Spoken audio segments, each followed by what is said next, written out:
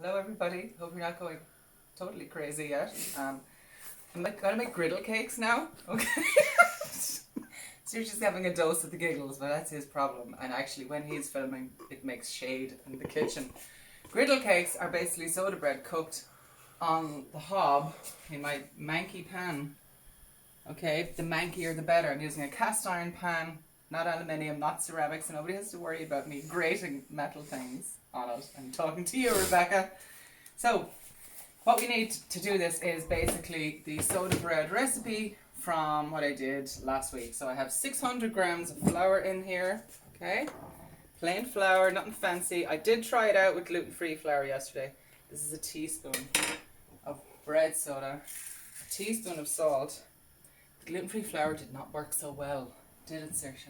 No. No, it did not work well. Okay, so just mixing up the flour with the bread soda and the buttermilk.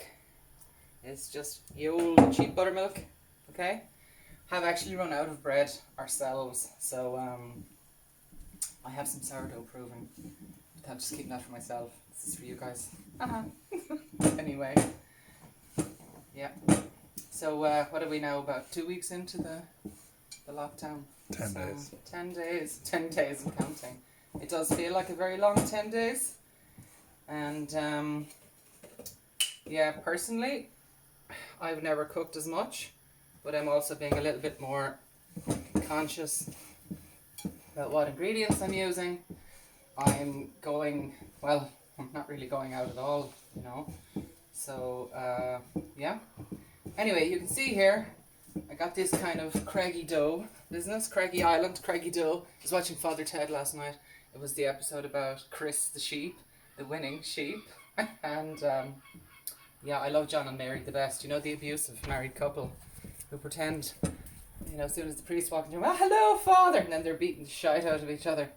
I'm sure that would never happen in real life. Okay, so even though it would look like sometimes that this dough is not going to work out, just like a lot of things in the world, if you stick with it, usually it will work out. Just put a little bit of flour down there. I'm literally just flattening it out, okay? Trying to keep it in a circle. And yeah, okay, I got a Craggy Island kind of hand going on there. Shit happens. Okay, so I'm gonna cut this. You see the bread soda will have started reacting, fighting with the buttermilk. The buttermilk is acidic, and then the bread soda is a raising agent, okay? So I've already got the pan warming up. These will actually be starting to rise already. Now the reason why people ever made griddle bread, some people call them soda farls, if you're living in the north, soda farls. The reason why they do this is because having an oven was actually a luxury. And when people did have ovens, usually it was just the baker in the middle of the village who would have the oven, and people would make their dough and then queue up and wait for it to go in the oven.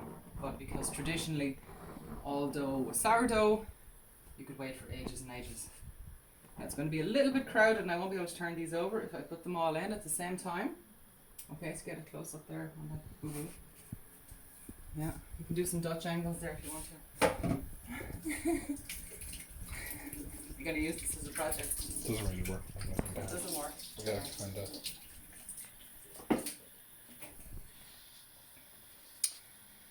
So I used to make these a lot when the kids were small. Yes, they were actually small ones. And in the mornings when we get up and go, flip it, there's no bread. So if I was feeling very sprightly, I would make these. And okay, I'm not going to use the spoon, just to be kind. Use something plastic. And yeah, I'd make these in the morning. It's spoiled rotten, the two of them. And they just love them. So this is going to take a while. Maybe about, you're looking at about 10 minutes in total. So you want to leave them on one side.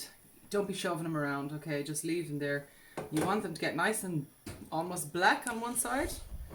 Flip them over, do them on the other side, and then if they get very, very puffy, I would do them on the sides as well. I mean, where are you going? What's the hurry? Now, I did some earlier. This is the kind of finish that you're looking for, okay? But these were done with gluten-free flour. There's a huge difference in the amount of rise you get out of them. So no matter how much you torment them, you will not get a rise out of them. So I would recommend, okay, this is a bad joke. I would recommend just don't do them with gluten-free flour. If you're a gluten-free person, make something else. Okay? And yeah, don't have these.